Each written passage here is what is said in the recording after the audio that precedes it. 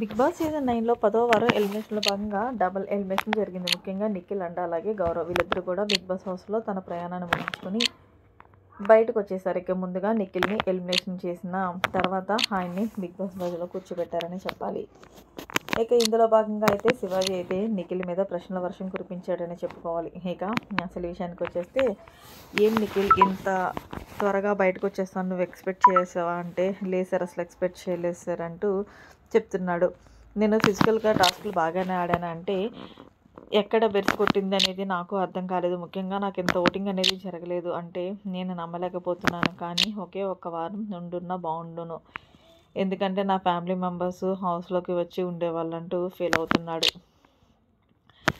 ఇందులో భాగంగా సర్లే నిఖిల్ అనుకున్నవన్నీ జరగవు, నువ్వు ఎలా అనుకున్నావంటే తను ఖచ్చితంగా ఆడుంటే మరి ఈరోజు బయటకు వచ్చేవాడు కాదు కదా అంటూ శివాజీ చిన్నగా తెలియజేశాడు. సరే నిఖిల్, సో ముందుగా అయితే కనుక తనుజ కోసం నువ్వు ఏం చెప్తావు అంటే, తనుజ కోసం ఏం చెప్పాలి, అమ్మాయి గేమ్ పరంగా చాలా బాగా ఆడుతుంది, అబ్బాయిలకి గట్టి పోటీ ఇస్తుంది, ఆమె గేమ్ మీద ఆమెకి బాగా క్లారిటీ ఉంది, ఏ గేమ్ ఎలా ఆడాలి ఎలా చేయాలనేది బిగ్ బాస్ ఎప్పుడైతే అనౌన్స్ చేస్తాడో అప్పుడే పర్టికులర్గా ఆలకిస్తుంది. ఒకవేళ అర్థం కాకపోతే డిస్కషన్ చేసుకుని తనలోనే తాను గేమ్ అనేది స్టార్ట్ చేసింది. నిజంగా అంత డెడికేటెడ్ పర్సన్ని నేను ఎక్కడ కూడా చూడలేదు.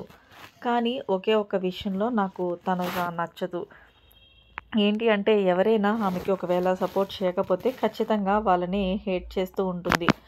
అలా కాకుండా నేను చెప్పాను చాలాసార్లు, నీకు సపోర్ట్ చేసినా చేయకపోయినా ఎప్పుడు వాళ్ళతో ఒకేలాగా ఉండమని.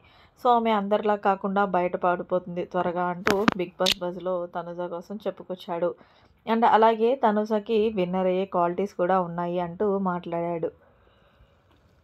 బిగ్ బాస్ బజ్లో నిఖిల్ సరే మరి భరణి కోసం ఏం చెప్తావు అంటే, భరణి కోసం ఏం చెప్పాలి సార్, ఆయన ఇప్పుడిప్పుడే గాల్లోకి పడుతున్నాడని చెప్పాలి. ఆయన ఏదైతే బాండింగ్స్ అన్నారో కరెక్ట్గా ఆ బాండింగ్స్ని పక్కన పెట్టి ఈ వారం అయితే ఆయనలో ఉన్న గేమ్ని చూశాను.